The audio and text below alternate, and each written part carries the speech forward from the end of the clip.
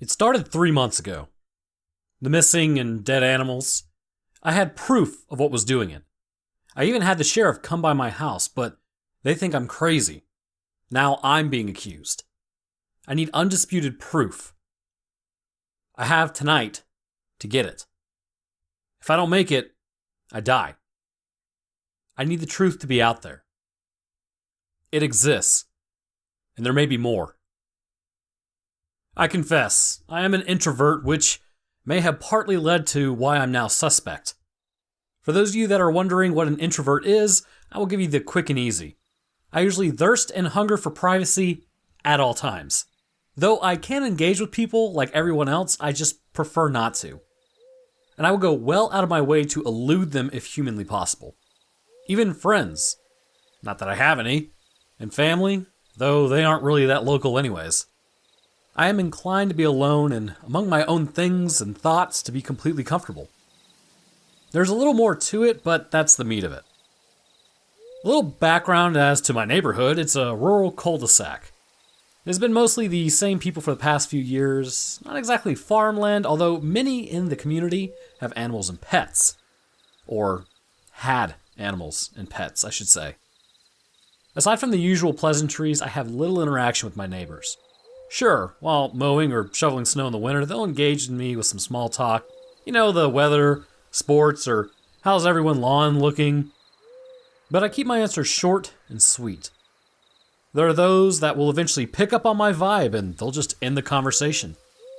Unfortunately, there are some that won't get a clue, regardless of how politely abrupt I try to be. For a couple years, they attempted to entice me to join in on the community cakewalks, yard sales, church and holiday celebrations. Now they don't bother, as I have turned them down at every request. Still, it's a small friendly community, where everyone waves when you pass them on the street while driving or walking.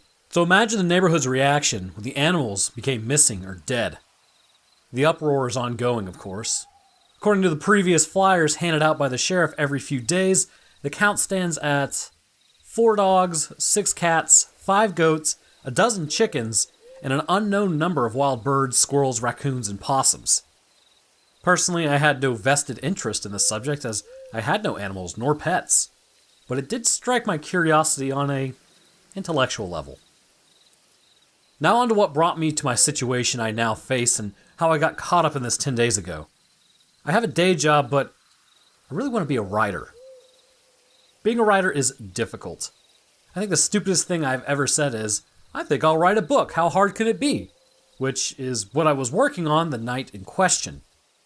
Of course, it no doubt would have been a bestseller, at least in my mind. Now I just hope for the chance to finish it.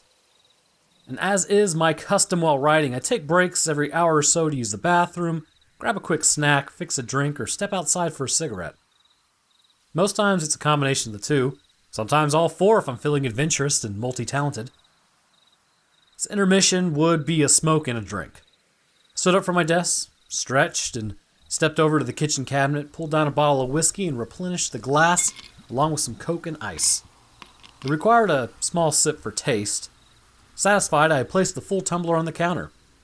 I love to write, but what I like most about writing is at night. It's my weekend off the routine job, and it's 3 a.m., the latest I have written in some time. I'm mostly asleep long before now. Inside is quiet, aside from the low music playing in the background. Outside is equally calm, enabling me to think or clear my head away from words on my computer screen. I exited the back door of the patio, lit a cigarette, and began exploring the midnight sky, well lit by a full, bright spring moon, blue shining stars, and just a few slow floating clouds. My closest neighbor keeps cows and chickens, separated from my yard by a tall wooden planked fence. Occasionally I will hear the cows stirring around in the dark pasture, and as instinct will happen, they will make a noise, and I'll glance in their direction, even though I can't see them. They were in the west part of their playground, still grazing, I assumed. And that's when I saw, in my backyard, just out of the corner of my peripheral view, those eyes. The yard is small by comparison of those around me. It's narrow, about 25 feet from the house wall to fence, and about 70 at length, where it meets the other neighbor's short chain link fence. Because the moon was so bright, I did not need to engage the porch light, and I prefer it that way as I can see the stars more clearly. Plus, it saves on energy costs. Due to the way the ground sits, the moonlight at this hour beautifully floods almost the entire yard. Almost. I snapped my surprised gaze in the direction of the widening eyes. Beyond the dim light just entering the dark shadows, closer to the corner of the house, stood out these two large, round, coffee mug-sized orbs the moon was reflecting off of. The eyeshine was silver white, and I judged the visitor being about 1.5 feet or maybe even 2 feet higher than the ground. Still, from where I stood, the eyes were enormous, larger than any I've ever seen. And I knew that they were eyes because you just know when you're being watched. Where I live is full of all kinds of creatures, and I am visited by them often. So often I could issue names to them. Yet what I was looking at was not a raccoon, possum, cat, sometimes my neighbors, dog, goat, chicken, rabbit, fox, or any other animal's eyes I had seen prior. Even with fences, they will go over and under or around and onto my property. At roughly 60 feet away, I had a clear visual of the creature's eyes without being able to identify the animal, which made me feel uneasy. But equally, these were eyes that I know that I'd seen before, yet I could not place, not in the reality of my current mind. My curiosity was rising higher, so I took a slow step closer with no reaction. Then another, and yet another. It was a risk because I had yet to identify what those eyes belonged to, but I wanted to know. As I have stated, I am familiar with the indigenous creatures that occasionally visit, and most of them would have just jumped and run off at this point. But this one, when prompted by my last footing, shifted quickly and directly sideways about 4 feet to the right in the short grass. It did not blink. It did not adjust its head or its vision. It did not raise itself up in order to move. It shifted, rapidly, sideways. Moving with complete silence, at no time did it lose the fixed glare it had on me. Now we were in direct line with each other. This movement caught me off guard and I physically startled, as I didn't expect it to be so fast. Nothing I know that had eyes that big moves that quick.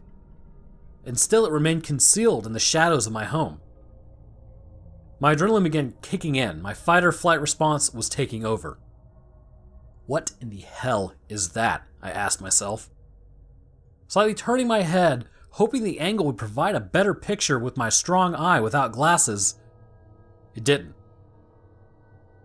I knew enough about the subject to know that this creature had binocular vision shown by the eyes that were close together and directly in front of its presumed head.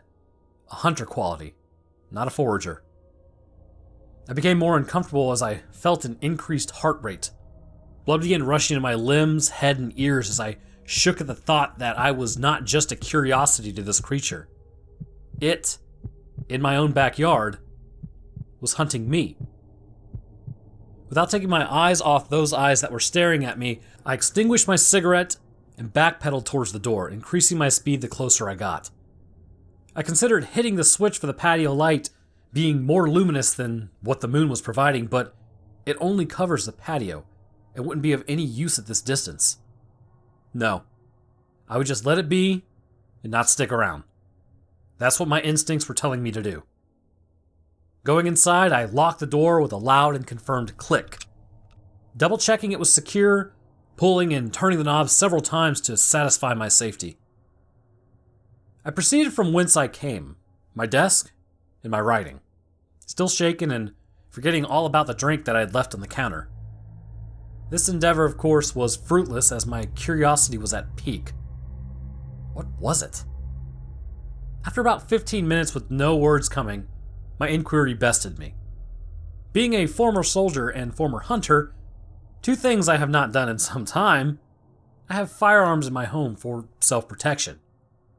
It was a matter of the hunted becoming the hunter. Wanting to face this big-eyed visitor, to know what it is. I grabbed the flashlight and my 9mm in my bedroom safe. Making my way to the back door, I flipped the switch on for the exterior light, took in a deep breath, and stepped outside. My legs shaking with fearful anticipation. With no intention of shooting unless forced, my finger remained off the trigger with the firearm in a low, ready position. My adrenaline high, and my heart pounding. My intent was to identify and scare it away. My pistol was for the possibility that it might not scare away easily and attack instead. A flashlight sweep of the area showed that I was alone as near I could tell. The unidentified shining eyes were now gone. However, in the pasture, the cows had moved to the other side. At night, it's rare for them to make any mooing sounds at all, but tonight, they were quite noisy and active as I could hear them running. At my average height, I strained to look over the tall fence. I even tried my flashlight through some of the lower cracks, but the visual was too limited to see anything. I figured the bulls must be feeling the mood, as they do during the day at this time of year. With my curiosity temporarily satisfied and feeling secure that my rightful place as king of my domain was unchallenged, I puffed my chest and retired for the evening. But there was still a little... what was it? Remaining. Tugging at the back of my brain. The next day I awoke. From the moment I woke, the question dominated my thoughts. Through the afternoon and the evening, baffled because in my mind's database of animals, nothing known to me fitted the subject. My excursions in my backyard for that night were uneventful, though I visited with a holstered pistol. 8 days ago. As I was leaving work 2 days later, I checked my mail as usual. Amid the sale coupons, electric bills, and other junk, there was one piece that caught my eye. It was a neighborhood alert from the sheriff's office. It said a cow was found dead, adding to the growing list of animals. The cause of death was unknown, but authorities suspected foul play, as they had with several other of the domestic animals. There is only one neighbor in that area with cows, and that's the neighbor just past the fence in my backyard. Damn, I realized as I was likely out there the night of the killing. The same night I saw those eyes. What out here would kill these animals? And what's large enough to kill a grown cow? 7 days ago. Because the dead cow was basically in my backyard, the sheriff contacted me. I could tell you that spontaneity is rarely, if ever, in an introvert's vocabulary when involving the outside world. Hell, even if I knew the person calling me on the phone, I will almost never answer unless it's a planned call. Introverts are planners. We do not deal with surprises well, even birthday parties. So imagine my discomfort level when the sheriff's deputies arrived at my door unannounced.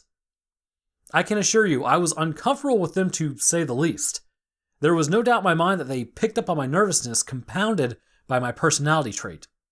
Yet I answered all of their questions. I even told them about those eyes that I saw at 3 a.m. Other than the three of them scoping everything in my house, which only increased my discomfort, they encouraged me to contact them immediately if I saw those eyes again, or anything else I deemed suspicious.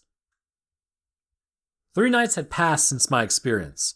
Though I cut back the visits to my yard, when I did venture out in the evening, I would go again armed. And still, the nagging question remained.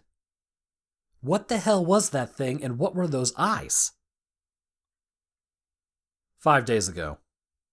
Saturday afternoon greeted me with glorious sunshine.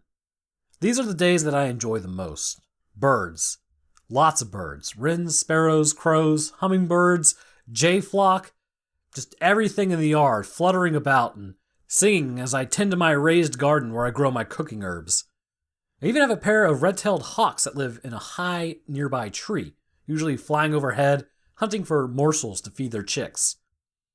I may not be a fan of people, yet animals have never bothered me. They're just animals. They don't judge or torment you the way people do, but there were no birds in sight today. Not one. And not a sound from them. Not a song or a caw. My subconscious picked up on this as I caught myself occasionally checking the spot where I'd seen those eyes. The lack of activity from animals made it eerily quiet. The pedestal garden is not that big, at only about 6 by 3 feet, so I have a full visual command of everything on it, which not only includes the herbs, but insects too.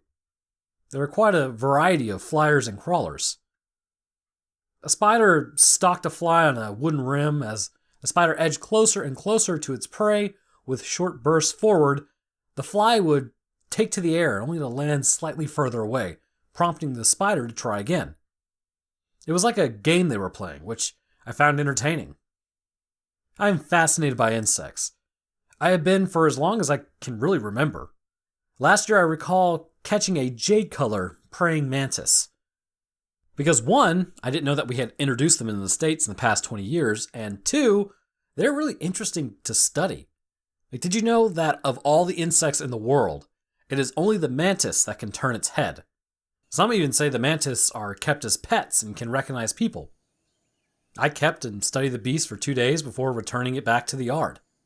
Fascinating creatures. I was equally struck by the short-legged black and white striped spider with 2 small white dots that was stalking the fly, as I had not recalled this species before. They had likely always been there, and I was just noticing the details. I decided to capture it and study as its striking colors reminded me of like a zebra, skunk, or panda, among others. As I returned outside, I moved the lid from the trap jar and then went to locate my friend again. Once I found him, I placed him in a jar high and then brought it down slowly from above.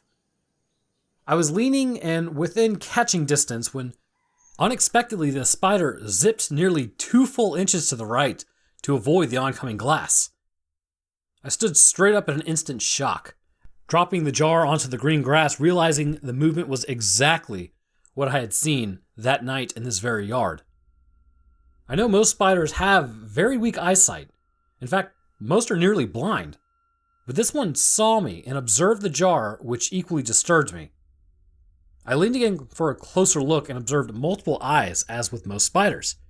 But this one had 2 very large orbs directly in the front of its head, and it stared right back at me. My mind rattled my memory. I had seen these before in various nature documentaries.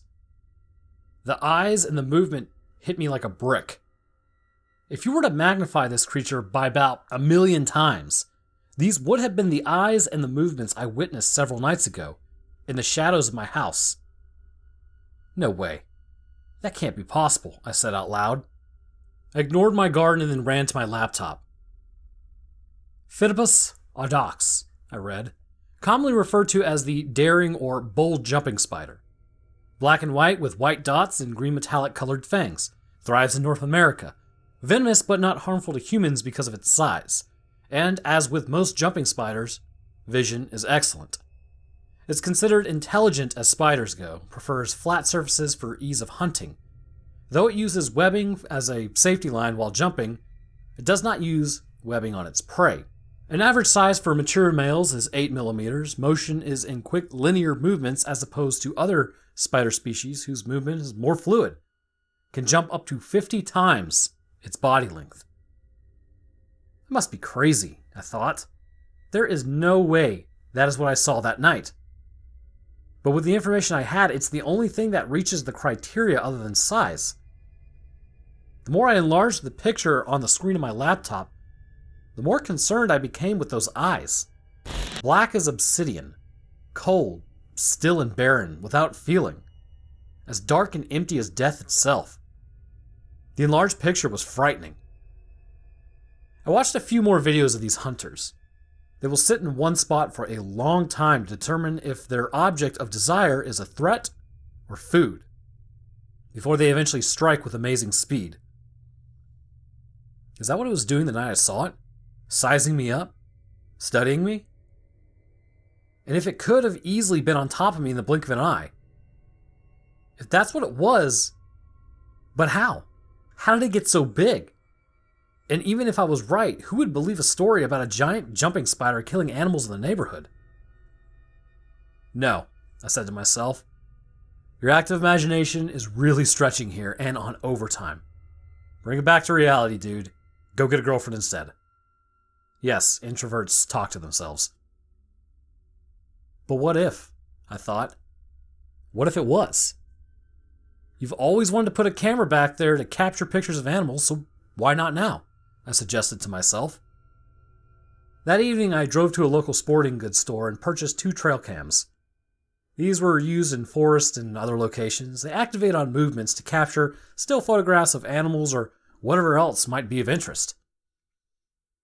These I bought with a low light option for night use. I placed in the batteries, made a few adjustments, and mounted them in 2 locations in my yard. All this time, hoping the creepy thoughts running through my head were wrong.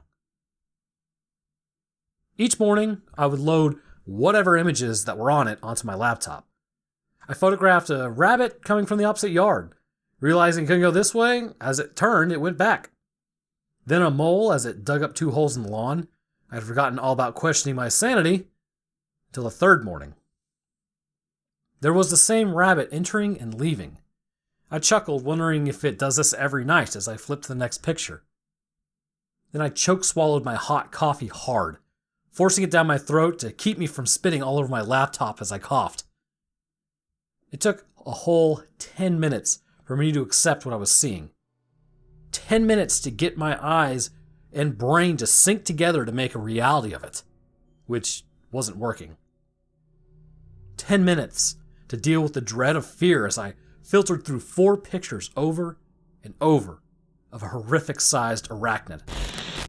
2 of these pictures snapped at 3 a.m., were at a distance of about 30 feet while it was in the grass.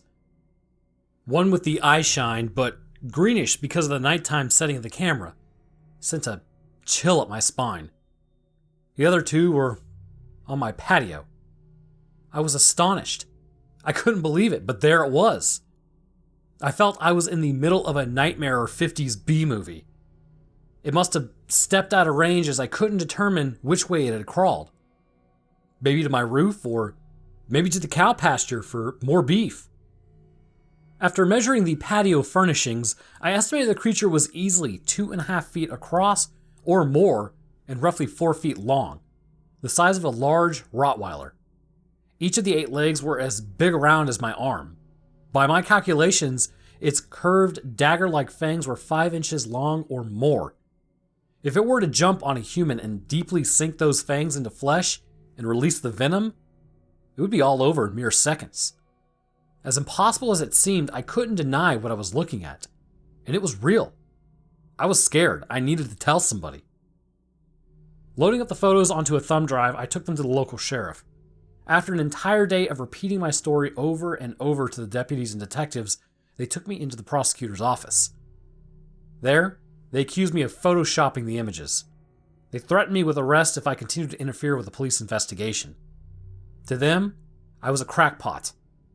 This was no more to them than was Bigfoot or a Loch Ness monster. Just another hoax. I've given no one any doubt as to my sanity, at least in my mind.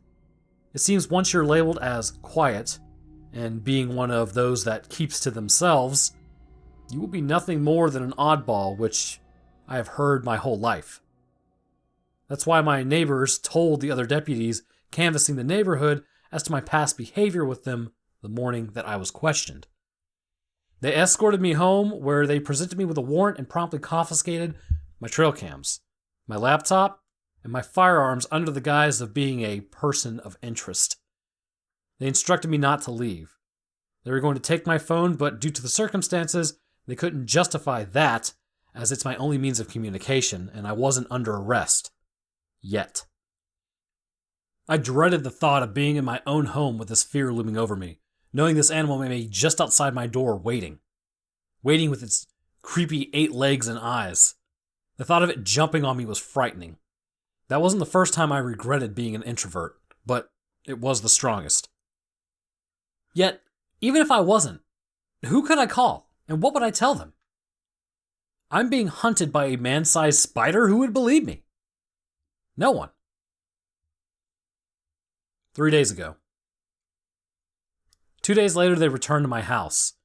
As the other neighbors watched, they cuffed me for their safety and hauled me to the sheriff's office. This time, the questions were about a neighbor, one who had disappeared. Information that they hadn't released yet. They showed me a picture of a face which I admitted I had seen before and even spoken with on a rare occasion. They gave me a name which I was not familiar with, as I had no in-depth with anyone in the cul-de-sac. I could provide nothing regardless of how they rephrased the same questions over and over. I felt like an idiot repeating "I don't know" countless times. How many ways did they want me to say it? During a rest period, they left me alone in the interview room. It came to me that each sighting took place at roughly 3 a.m. I had studied enough about animals to know that some of them, even insects, will establish hunting trails close to their home. They will follow the same trail at virtually the same time as long as it provides a food source. My backyard is the spider's hunting trail, I thought. If there was truth to that, it would be back. For a lack of evidence to the disappearance, the cops let me go, but they would still keep me under watch. I brought up the animal again. I told them of my theory and they laughed. I begged to have the deputies at my house every night until it's caught or killed. The lead investigator rolled his eyes, chuckled, and said that he would see what he could do as he pushed me into the back seat of the police unit taking me home. The same night, a deputy arrived at 2:45 a.m. He remained until 3:15 and departed. There was no sign of this creature. All it did was solidify to the cops that I am crazy. And frankly, I was also beginning to doubt my sanity. And then it dawned on me that if it had fed on a human the previous night, it wouldn't need to feed for a while. No deputies showed up the following night, nor the next, but the authorities had made an announcement on the news that an arrest of a person of interest will take place in 24 hours. And that would likely be me. Well, I'm not one to tolerate labels when they get thrown at me, especially if they're not true. I am not a crackpot, and I will not be jailed for something I didn't do. Tonight. I'm convinced the thing will return tonight to feed. It must.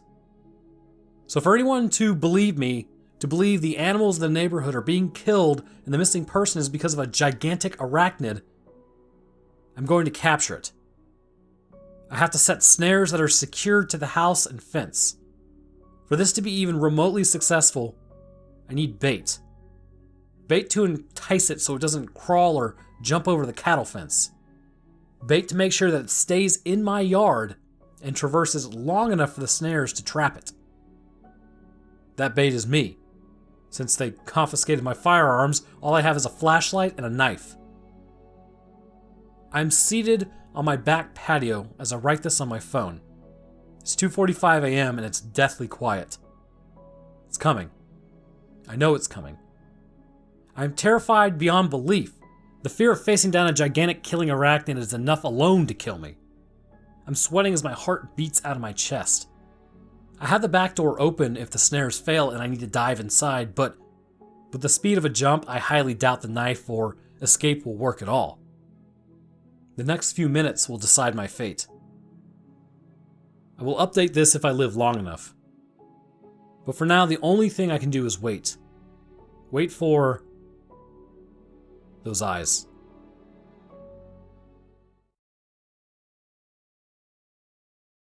All right, I want to thank you guys for watching, or really just listening, I guess. Yeah, he definitely died. Like, there's no update on this story, so yeah, he's mega spider food. But hey, at least he won't be arrested. So, clean name. Or they'll just say he skipped town, whichever. Anyways, I hope you guys did enjoy. If you did, leaving a like would be great. And something is a great way to stay up to date on when I post. I'm going to be getting back into the SCP stuff here eventually, so just bear with me on that. Anyhow, like I said, thanks for listening, and I will see y'all in the next one.